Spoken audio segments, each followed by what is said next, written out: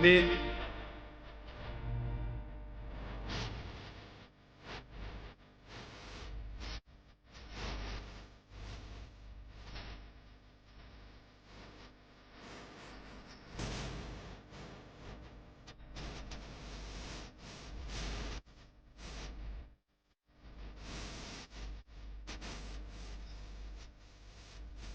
हामीले पहिले पनि राष्ट्रिय समस्या सुल्झियोस् भनेर त्याग गरेका हौं। अब नेपालको उन्नतिको लागि हामीबाट अरू के त्याग गर्नुपर्ने हो, हामी तयार छौं। अब समय आयो। राष्ट्र जोगाउने हो भने, राष्ट्रिय एकता कायम राख्ने हो भने, देशको समृद्धि र उन्नतिका निमित्त हामीलाई साथ दिन सबै देशवासीहरूलाई आह्वान गर्दछौं। श्री पशुपतिनाथले हामी सबैको कल्याण गरून्। जय नेपाल।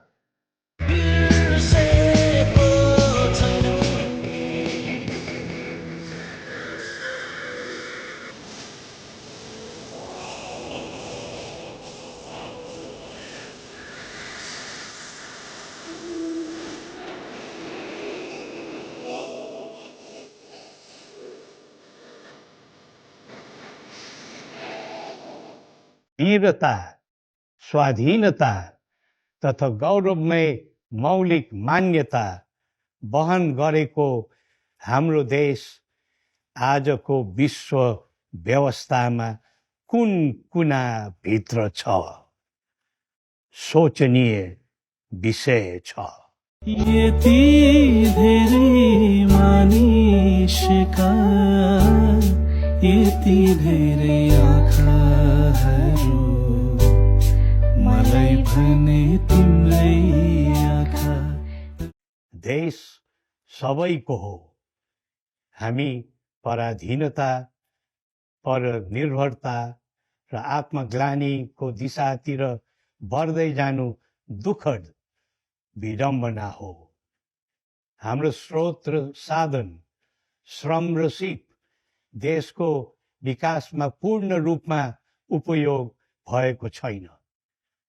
हाम्रो सामर्थ्य, जनशक्ति निरन्तर बाहिरिँदै गएको छ। हामी सुनको कमण्डलु थापेर अरूसँग भिख माग्दै आफ्नो स्रोत र सिपको दुरुपयोग गरिरहेका छौं। तपाई जताततै भगवानको पूजाआजा गरिहिँड्नु भएको छ भन्न मिल्छ भने के माग्नुहुन्छ भगवानसित? भन्न मिल्छ। जहाँ गए पनि, जुन पीठमा गए पनि, जुन मन्दिरमा गए पनि एउटै कुरा मैले मागेको छु। देशमा शान्ति होस्, देश विघटन नहोस्, एकता कायम रहोस्।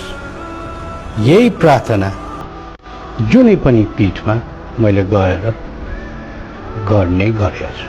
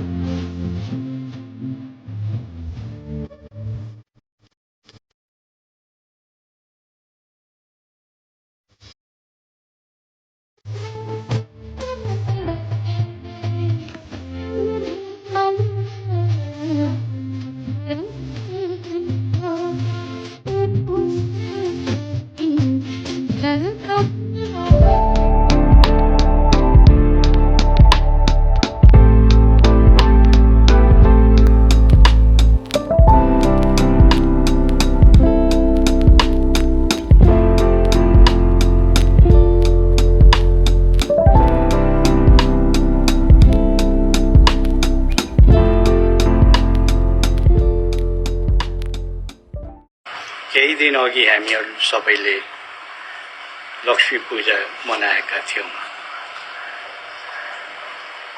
धेरैले भएको धन नमासियोस् भनेर प्रार्थना गरे होला। कतिले भएको धन अझ वृद्धि होस् भन्ने अभिलाषा राख्यो होलान्। तर मैले चाहिँ नि धन हुनेलाई मन पाओस् र मन हुनेलाई नेपालीपन पाओस् भनेर प्रार्थना गरेको थिएँ। त्यही दिन मलाई हाम्रो कविवर लक्ष्मीप्रसाद देवकोटाको पनि सम्झना आएको थियो। उहाँले नै लेख्नु भएको कुरा थियो, सुख भनेको के हो, र उहाँले नि जवाफ दिनुभएको छ, आफैलाई नि मेटिएर भए पनि अर्काको सुख गर्नु नै सुख हो। यही भावना हामी सबैमा छाओस्। यही विचारले हाम्रो जिन्दगी राम्रो र सुख शान्तिसँग बस्नु पाओस् भनेर मेरो कामना छ। धन्यवाद।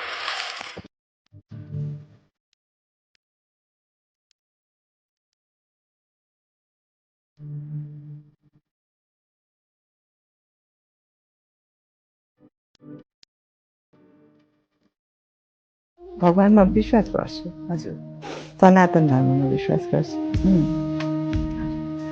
भगवान भन्ने बित्तिकै के भन्नु, बिलिफ हो। मानिसलाई त्यो बिलिफबाट निकाल्दाखेरि जिउने बाटो जान्छ। त्यही हो रिलिजन, धर्म भन्ने मान्छेलाई सत् बाटोमा लगाउँछु जस्तो लाग्छ।